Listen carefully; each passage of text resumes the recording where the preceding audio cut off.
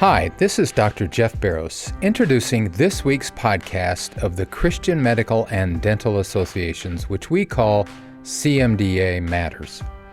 Today's podcast features Dr. David Prentice, a scholar at the Charlotte Loescher Institute, speaking about ethical science and the Western death culture. Dr. Prentice discusses current trends in research that raise important ethical questions, such as research that involves embryos and chimeras. I think you'll find today's episode very informative and somewhat alarming. So let's get right to today's interview.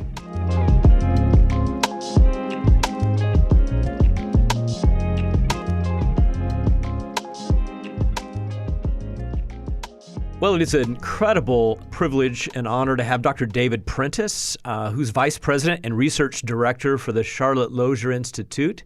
He also has a lot of other professorial or academic positions. He's Adjunct Professor of Molecular Genetics at the John Paul II Institute, the Catholic University of America. He's also an advisory board member for the Midwest Stem Cell Therapy Center, which is a comprehensive stem cell center in Kansas that he actually was instrumental in creating. He served for over 10 years as the Senior Fellow for Life Sciences at the Family Research Council, better known as the FRC. And prior to that, he spent almost 20 years as Professor of Life Sciences in my home state of Indiana, Indiana State University, and Adjunct Professor of Medical and Molecular Genetics at my alma mater, Indiana University School of Medicine. Now, that had nothing to do, Dr. Prentice, as to why we invited you on the program today. But welcome to a fellow Hoosier today, Dr. David Prentice. Well, thanks so much. And I might point out that though I spent a lot of time in Indiana and we loved being there, I'm actually a native Kansan. Okay. So the Jayhawk fans out there appreciate still the Midwest, still the heartland. That's right.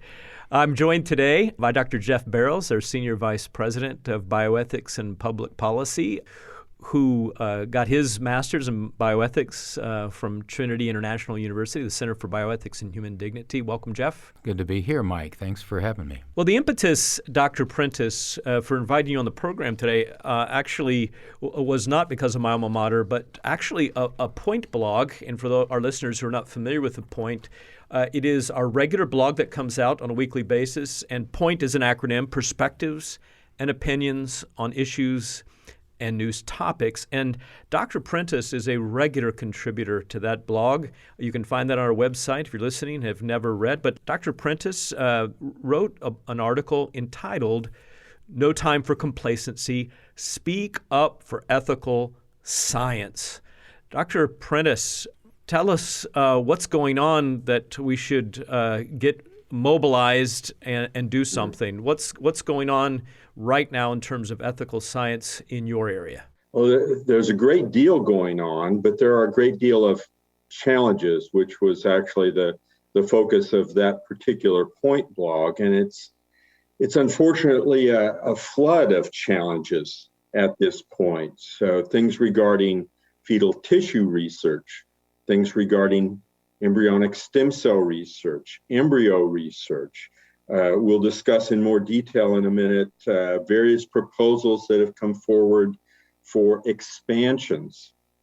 In fact, loosening without limits research on embryos of different kinds, whether that's one made the old-fashioned way by fertilization, or new-fashioned ways to make them, genetically engineered embryos, three-parent embryos, human-animal chimeric embryos, and the list kind of keeps going on and on. So there are a lot of things going on here, and I'm interested that people get to know what's going on in terms of challenges, but I also want to point out that there is hope. There are actually a lot of good ethical science going on at this point in time, and we need to keep that in focus as well, that there are ethical alternatives, and frankly, these are the ones that are productive and are bringing new medical technologies to the clinic. You know, during the Trump administration, We heard a lot about moratoriums on any sort of research dealing with human embryos. And in your point blog, you said things are unraveling and things are quietly being done. What are those quiet changes, and why isn't anyone talking about those quiet changes that now are happening specifically on fetal research this year? And the fetal tissue itself, now these are not the cell lines and so on, but they, for lack of a better term, fresh fetal tissue, body parts, organs from abortions. During the Trump administration, there had actually been a move to begin to shut that down. It's frankly unproductive research. It's antiquated. They're still using techniques and ideas from the 1960s, let alone the 1990s. And there are, again, modern alternatives. There's better science as well as better ethics. But what the Trump administration had done was completely stop use of fetal tissue from elective abortion for what's called intramural research. In other words, research done on the NIH campus or at other government laboratories. That was stopped. The extramural research, meaning the money going out to university labs and so on, that also was using these organs and tissues from elective abortion, was then put under a second review, if you will. They're doing the scientific review, but they weren't even considering the ethics of the research. And so what the Trump administration did was invoke a part of statute that's actually been in federal law since 1993 to impanel an ethics advisory board to advise the Secretary of HHS not about the science, but about the ethics of doing some of this research. And in full disclosure, I was selected to be on that 15-member panel. During the Trump administration, I believe, correct? Yes. Okay. Yeah, under the Trump administration. Another thing that went on, and we can come back and talk more about the Ethics Advisory Board and the decisions that were made there, but the Trump administration also took some of the money that NIH had been using to fund research with baby body parts, is kind of what people have come to call this. Brains, hearts, livers, limbs, and so on from elective abortion, and took some of that money and started to put it towards developing and improving these ethical alternatives, including making humanized mice. Your listeners have probably heard about that quite a bit over the last couple of years. And it's not necessarily a bad thing. The idea of a humanized mouse is we're going to add a few human genes or add some human tissues so that we can test drugs and various things on mice instead of going directly to the human patient.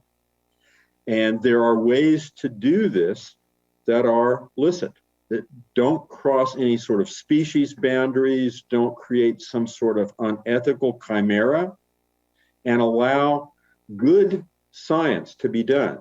But there are also ways to do this that involve using these tissues from abortion.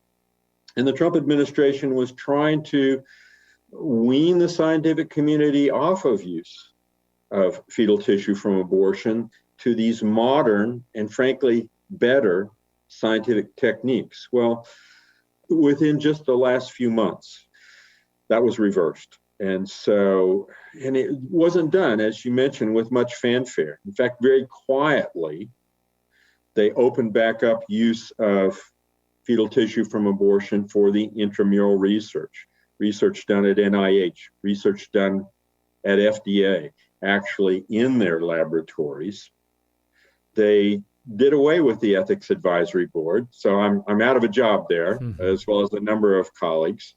The comment was simply that there are no new ethical issues to be discussed, and so they're going back to essentially no ethical review of these experiments. These grant proposals will simply be given a scientific review, and the assumption is, what's good for science is also good ethics.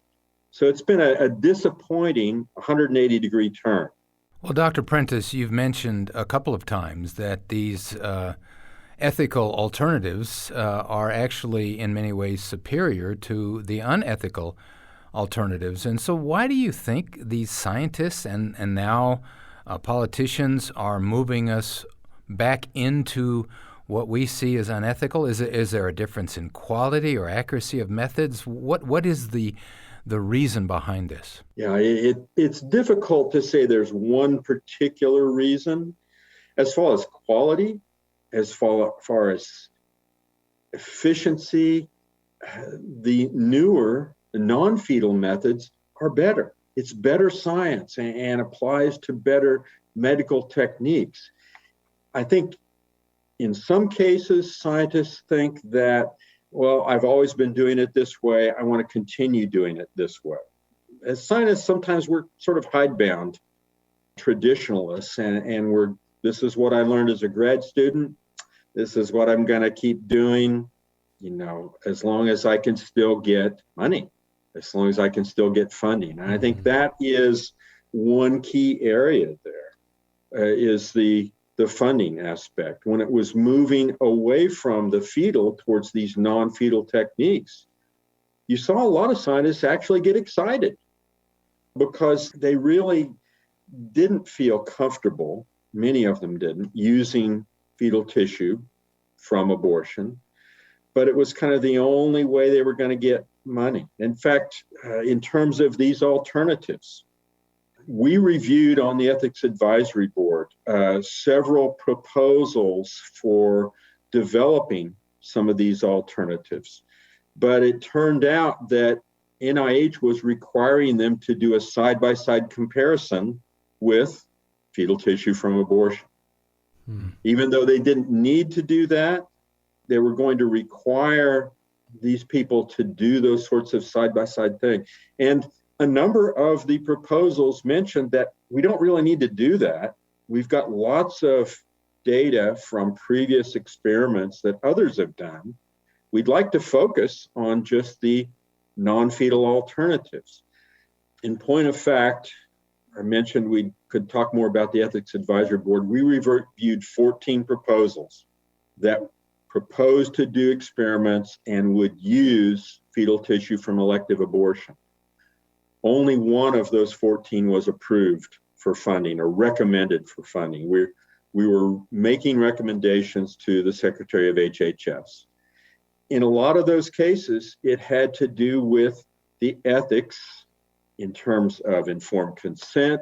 It was very poor in terms of just the idea that they hadn't even considered alternatives in their proposal. And even on these where they were looking at alternatives, because they were required by NIH to use aborted fetal tissue, they also couldn't come up with stuff in terms of the ethics. The one that was approved was going to be using fetal tissue that they could get that had been frozen away. Now, some news stories later on talked about how NIH was contacting a number of those proposers and saying, just take that fetal tissue stuff out of your proposal and just work on the non-fetal alternatives, that you don't really need to use the fetal tissue anyway. So I think it was a good move to try and move this forward. You can make those humanized mice that are such a focus right now for use of fetal tissue using non-fetal tissue. And there was, in fact, a paper just a couple of years ago where they were using umbilical cord stem cells obtained from term umbilical cords and neonatal tissue, one of the tissues that's often used in some of these humanized mice to make a human immune system, or as close a proximity as you can get in the mice, is thymus gland. Now, you can get those from elective abortion, and that's what a number of people have focused on, but you can actually get that from neonatal tissue. There are roughly 40,000 pediatric cardiac surgeries every year in the United States. And the pediatric cardiac surgeons, when they go in to do those repairs on these neonates, your thymus gland at that point is huge in relationship to the rest of the body. And they will often cut part or all of that thymus out just so they can get at the little baby's heart to do that surgery. So there are something like 40,000 samples of thymus gland. And what these researchers had done was use that neonatal tissue, and it turned out they could make 50 times as many of these humanized mice per sample as the people that were using the fetal tissue. It gave just as good or better results when they were doing the head-to-head comparisons and the types of immune cells that were produced and so on.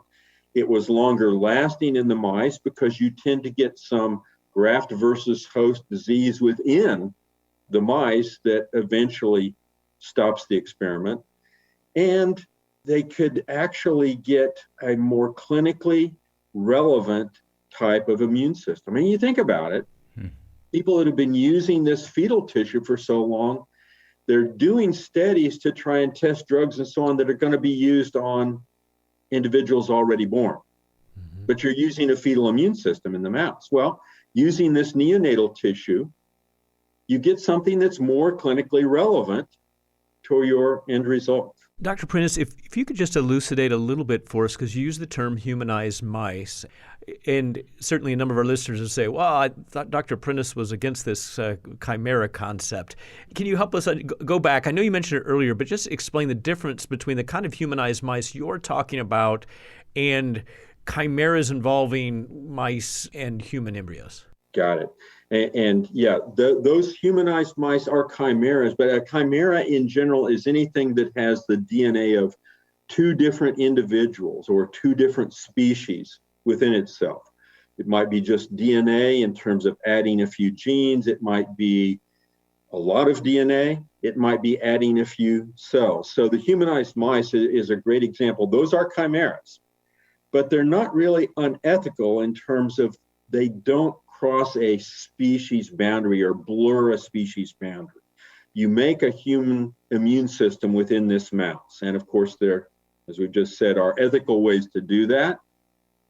But you don't make that mouse into a human, and there's no way you're going to confuse that mouse with a human being. But it does have production of human immune cells. There are some other chimeras where they have added a few human genes to these mice so that the mice make human antibodies. And those have actually been used to make antibodies against a lot of different diseases, including against the SARS-CoV-2 virus, the COVID-19 virus. But you wouldn't confuse those mice as a human.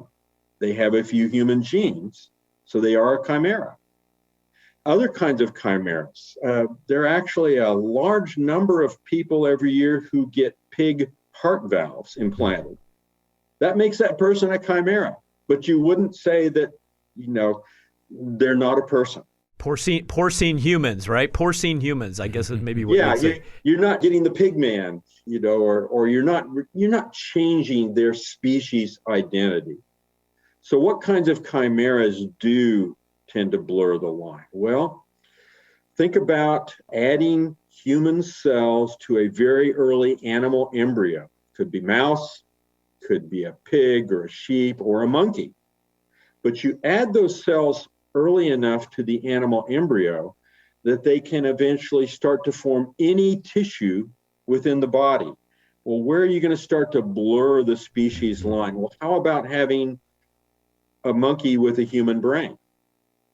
Now that starts to really cause some ethical concern. What about a pig that is making human sperm or human eggs within its body? There's an area where you could be crossing species boundaries. The mouse with a human brain, and we're not talking the cartoonish figures, but something that has enough human neurons and human brain tissue that you start to see differences in cognition. Mm-hmm. And then one other one that does blur species boundaries, what about an animal that has some sort of human morphology. Think about a sheep that has a human face, or a monkey with human hands, those types of things. Those are the ones we're talking about that we are definitely dead set against. And there's no medical or scientific reason, frankly, to make those kinds of chimeras. Well, Dr. Prentice, taking it back to the issue of stem cell research, can you kind of differentiate for us the difference in outcomes and research products that have occurred over the past couple of decades between embryonic stem cell research and adult stem cell research? There's a pretty quick difference we could talk about in terms of results, and it's kind of the difference between live patients and dead mice. The live patients being the adult stem cell outcomes, the dead mice being the embryonic stem cell outcomes. Now, it doesn't always kill the lab rat or the lab mouse, but let's put it this way. There are no verified published results of any sort of life-saving effect from embryonic stem cells. The converse of that is there are somewhere around 2 million people around the globe who are alive and whose health has improved after the use of adult stem cells for numerous kinds of conditions. Your listeners are probably well aware of the bone marrow transplants that have been done for decades, frankly, now. And you're treating various types of blood disorders, whether those are leukemias or anemias of some kind, even immune disorders and so on. Well, that's now moved to the case of starting to treat patients, and I don't use the term inadvisedly, but curing them so that there are no sequelae 5 years out for things like sickle cell anemia, for things like juvenile diabetes, for autoimmune disorders like multiple sclerosis, scleroderma, and that list continues to grow. Treating patients and alleviating symptoms of stroke or heart attack, being able to regrow blood vessels so that patients who had lost circulation in a limb don't get an amputation. Instead, they walk out of the hospital with a restored limb. Those are the kinds of results you get with adult stem cells. But again, with embryonic stem cells, there are no verified positive results. Wow. Wow. With that in mind, Dr. Prentice, you've rubbed shoulders over the last 20, 30 years with so many basic research medical scientists who are trying to come up with the next great big breakthrough. And with these results in mind, it sounds like it's a rout, 49 to zip or so in a sports analogy. So as you talk with the scientists out there on stem cell research, and with the understanding that the whole ethics issue complicates things, would you say that most of those who are honest and reasonable would say that it doesn't really make any sense to continue to try to look for that silver bullet from embryo research? That really is the case. I mean, and there's another stem cell type we can throw in here that really makes the case well, and those are the induced pluripotent stem cells, the iPS cells, developed first by Dr. Shinya Yamanaka from Japan. In 2006, he published his results with mice, and then 2007 with humans. What he found was that he could take any ordinary cell, didn't have to be a stem cell, but a skin cell or any type of cell within the body, and add 4 genes. Basically just turn on the expression of those genes in that cell, and it would, in one sense, rewind the developmental clock so that that cell started to look and act like an embryonic stem cell. but it wasn't derived from an embryo. No embryos were destroyed in the process. And it earned him, number one, the Nobel Prize in 2012. The ability to reprogram is another term that's been used, an ordinary cell so it is an embryonic-like stem cell. And then you can do all of these sorts of differentiations, try to make heart tissue and various types of neural cells and so on from those. But they're actually advantaged over embryonic stem cells for another couple of reasons. You can make those from anyone and virtually any tissue.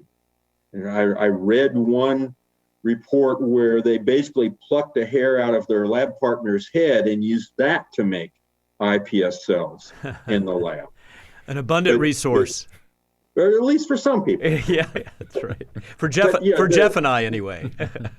Beginning to, look at, that source as an abundant source of making these cells, but more importantly, making them from people who have various types of diseases, especially genetic diseases, and be able to study those diseases in the lab dish and be able to see how that disease might develop and be able then to use those for drug screening or other types of interventions, changes in gene expression that you might be able then to transfer to the clinic very easily, but you're doing that with these cells that you've taken from the patient.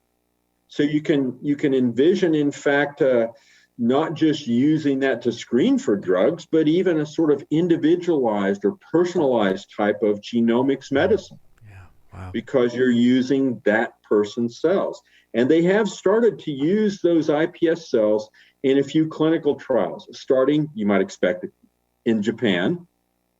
Dr. Yamanaka has overseen a number of clinical trials there for various types of diseases and syndromes, but also using the knowledge gained from studying those diseases in a dish to be able to come up with other types of interventions.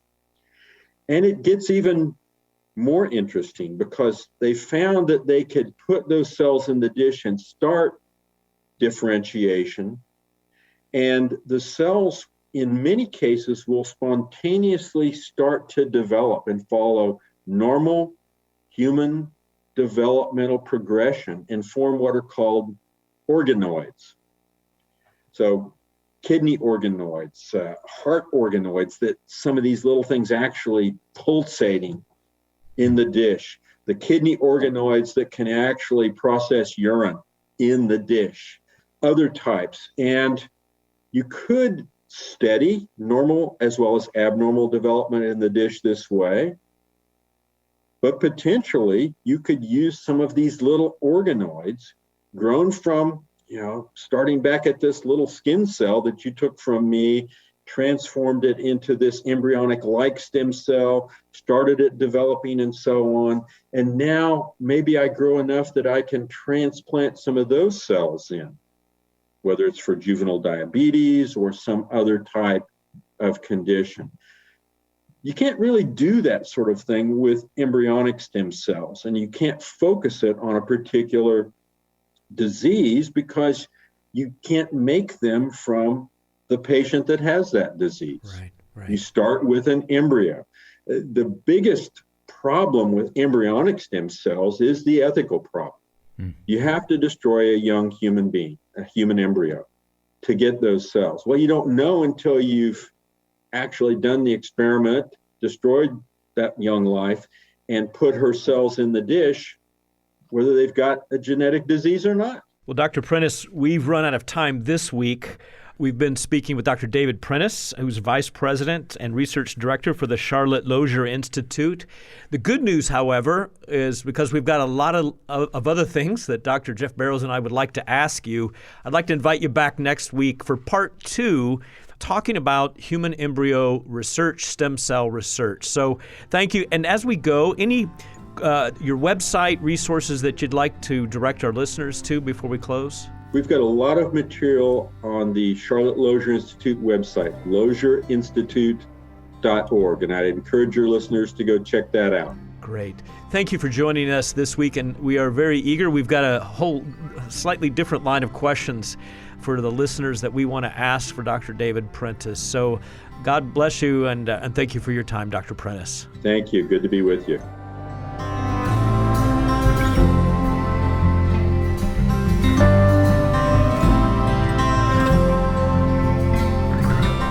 Now that we've raised your curiosity about the importance of bioethical issues today, I would encourage you to check out Why the Church Needs Bioethics, a guide to wise engagement with life's challenges by Dr. John Kilner. This book uses true-to-life case studies to illustrate the urgency of such bioethical issues as reproductive and genetic technologies, abortion, assisted suicide, stem cell research, and human enhancement technologies that will help you understand and constructively engage these various bioethical issues facing Christian healthcare professionals with wisdom and grace. Pick up your copy of this book today at cmda.org/store or by calling 888-230-2637.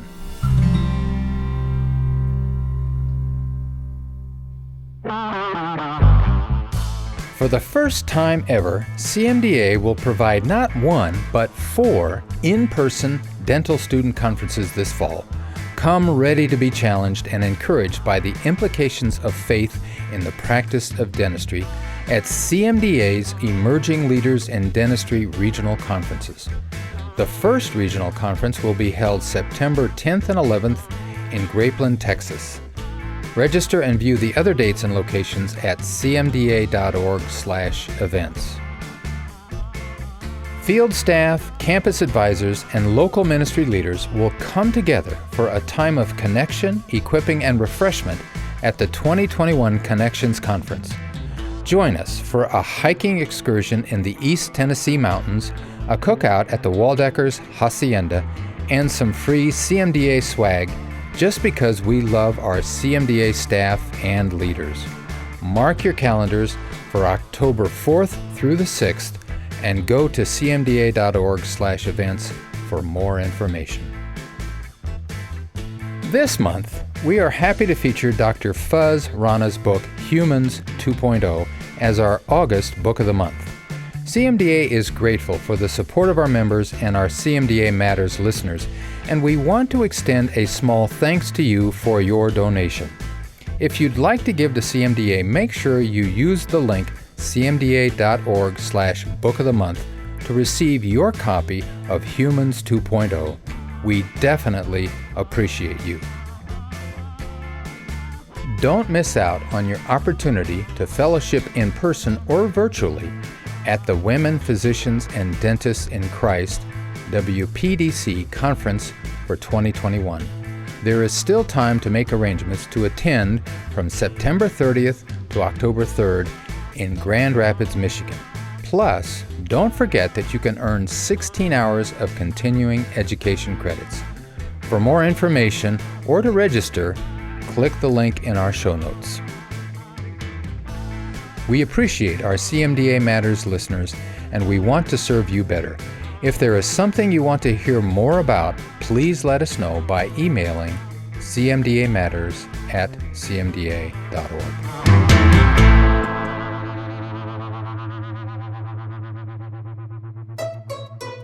Modern culture tells us that real or potential suffering supersedes the value of human life. But as Christian healthcare professionals, we understand that suffering is part of the human experience. St. Augustine said, "God had one Son on earth without sin, but never one without suffering."